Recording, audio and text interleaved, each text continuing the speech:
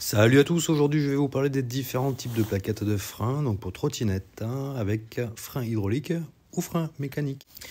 Alors on va commencer déjà par les freins hydrauliques et freins mécaniques. On va voir la différence entre les deux. Les freins mécaniques ont une transmission de force mécanique à travers un câble, tandis que les freins hydrauliques utilisent un liquide pour transmettre la force aux plaquettes. Les freins hydrauliques sont beaucoup plus efficaces, ils offrent une meilleure modulation et nécessitent moins d'efforts pour freiner. Voilà. Cependant, ils sont plus coûteux et nécessitent un entretien plus fréquent. Donc maintenant, on va passer aux plaquettes.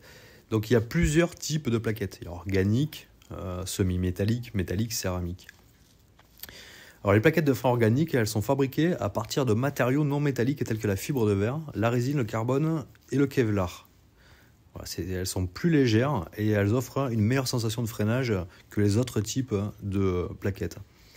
Elles ont une tendance à s'user plus rapidement et elles ne sont pas recommandées pour une utilisation intensive ou dans les freinages à grande vitesse. Les plaquettes de frein semi-métalliques, alors elles sont fabriquées à partir d'un mélange de matériaux non métalliques tels que le graphite, le cuivre et le Kevlar. Elles offrent une meilleure durabilité et une performance de freinage supérieure aux plaquettes organiques.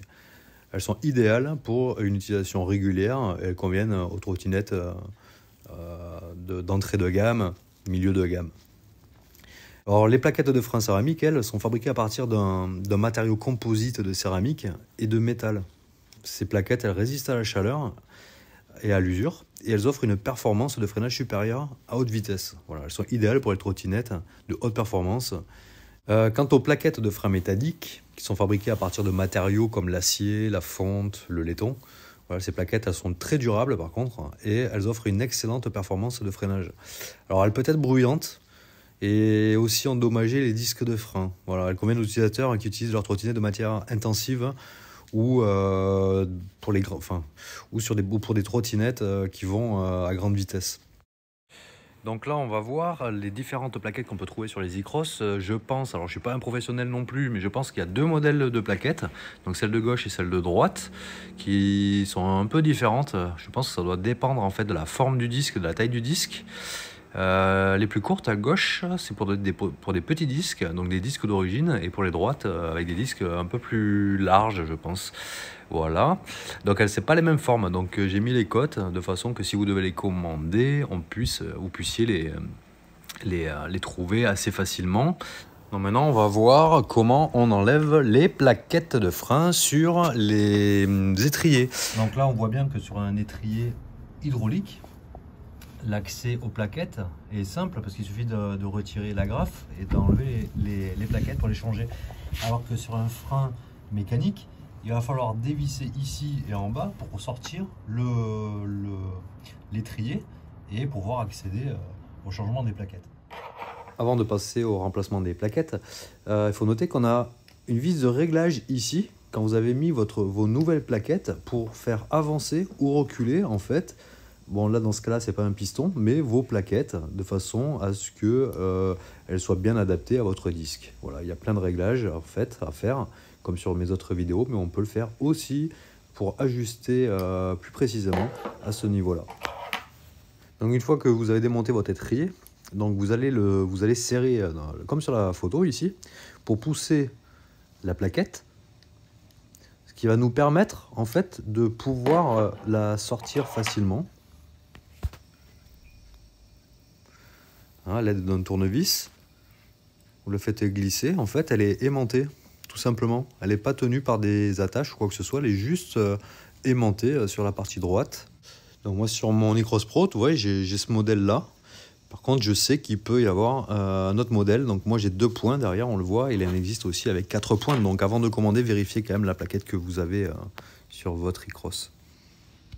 Donc là on va passer à la plaquette de droite, donc même chose, je prends un tournevis et je pousse légèrement en fait la plaquette, je la décolle de son aimant hein, pour pouvoir ensuite la retirer et la remplacer.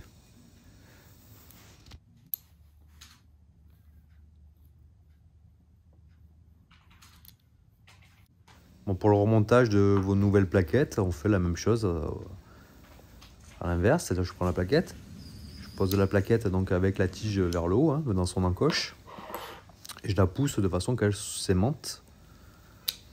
Voilà, là elle est aimantée. Ok, je prends l'autre plaquette. Je la positionne. Ok, toujours dans son encoche.